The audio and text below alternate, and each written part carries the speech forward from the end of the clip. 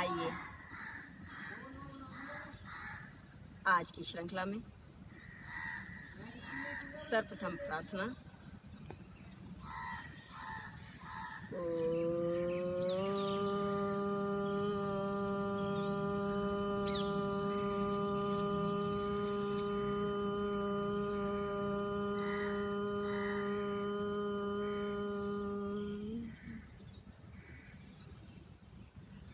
ओंकार बिंदु संयुक्तं नित्यं ध्यायन्ति योगिनः कामिदं मोक्षिदं चैव ओंकाराय नमो नमः। ओंकाराय नमो नमः। ओंकाराय नमो नमः। ओम। आप सभी को पवित्र आत्माओं को सादर नमन। अभी तक की श्रृंखला में हमने भस्त्रिका प्राणायाम के विषय में जाना और अब आज हम कपालभाति प्राणायाम की ओर बढ़ते हैं। कपालभाति प्राणायाम की विधि, लाभ के विषय में जानते हुए सर्वप्रथम किसी भी प्राणायाम के 4 सत्य होते हैं। विधि, एकाग्रता, गति एवं उसके लाभ। सर्वप्रथम हम देखते हैं कपालभाति विधि। कपाल अर्थात माथा, मस्तिष्क और भाति अर्थात ओज, तेज, चमक। कपालभाति से चेहरे की, मस्तिष्क की चमक बढ़ती है, तनाव दूर होता है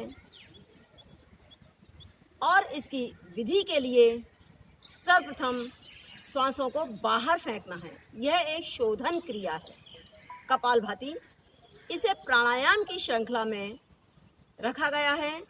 परम पूज्य स्वामी जी महाराज ने इसके अनेकों अनुसंधान करके इसको समस्त बीमारियों को शमन और दग्ध करने वाला प्राणायाम बताया है, माना है और वह प्रत्यक्ष रूप से सामने भी आया है। तो आइए हम करते हैं कपालभाति प्राणायाम। 1 सेकंड में एक प्रश्वास को बाहर फेंकिए इस प्रकार से।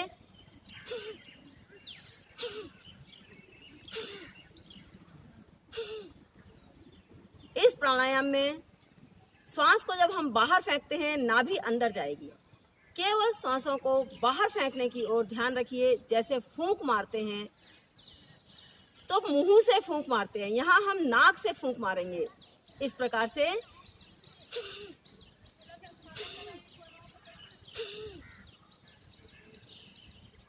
सामान्य भाव, ना चेहरे पर प्रेशर, ना किसी अंग पर, केवल नाभि अंदर जाते हुए प्रश्वास को बाहर फेंकते हुए पुनः से एक बार देखें।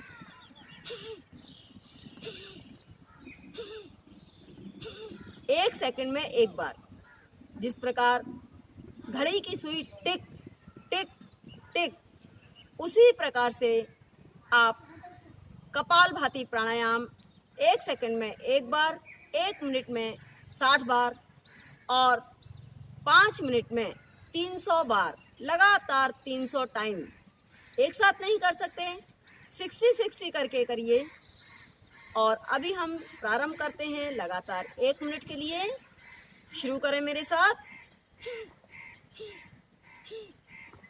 मन में ओम का चिंतन बनाए रखें। प्रत्येक प्रश्वास के साथ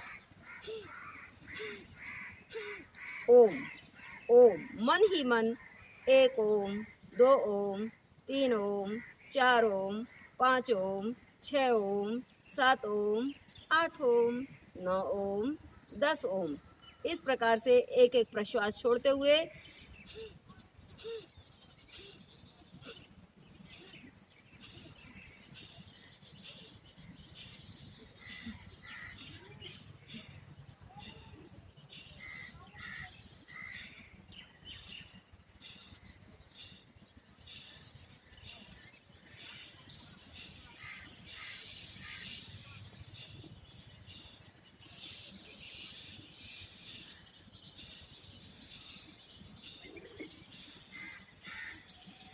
रुक जाइए। ये था सामान्य गति, मध्यम गति से। यदि हार्ड हाई बीपी के पेशेंट हैं तो निम्न गति से करना है। 2 सेकंड में लगभग एक बार, लगभग 1.5 या 2 सेकंड में, इस प्रकार से आराम से।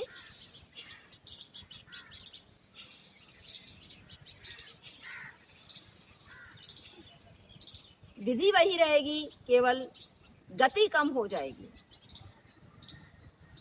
जितनी अपनी शक्ति सामर्थ्य है उसके अनुसार।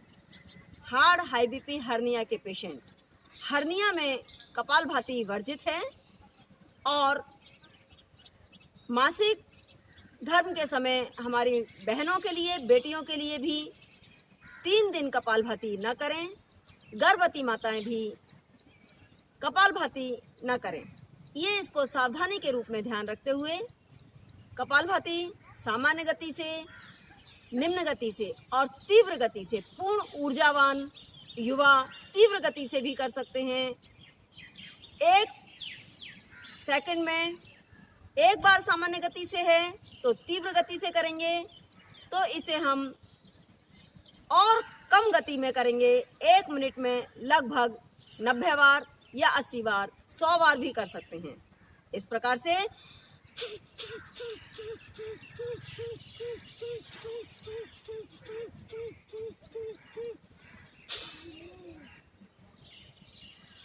अपनी शक्ति सामर्थ्य के अनुसार निरंतर 1 मिनट तक भी कर सकते हैं।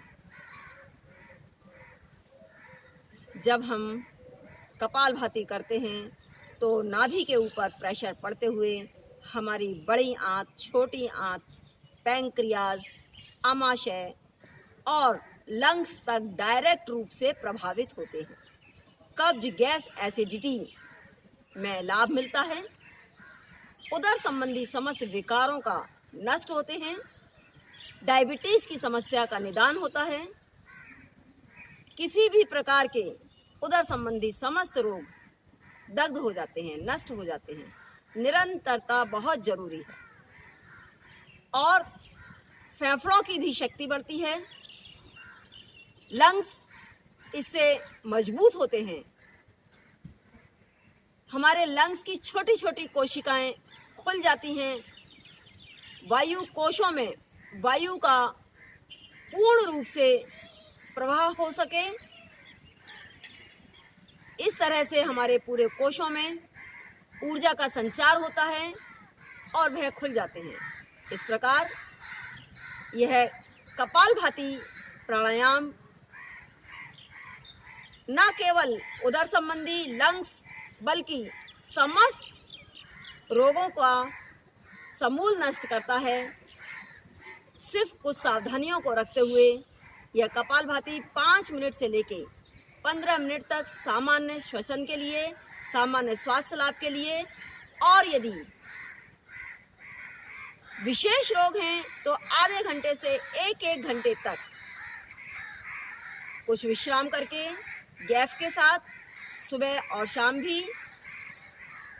हमेशा कपालभाति एम्प्टी स्टोमक करें, खाली पेट करें।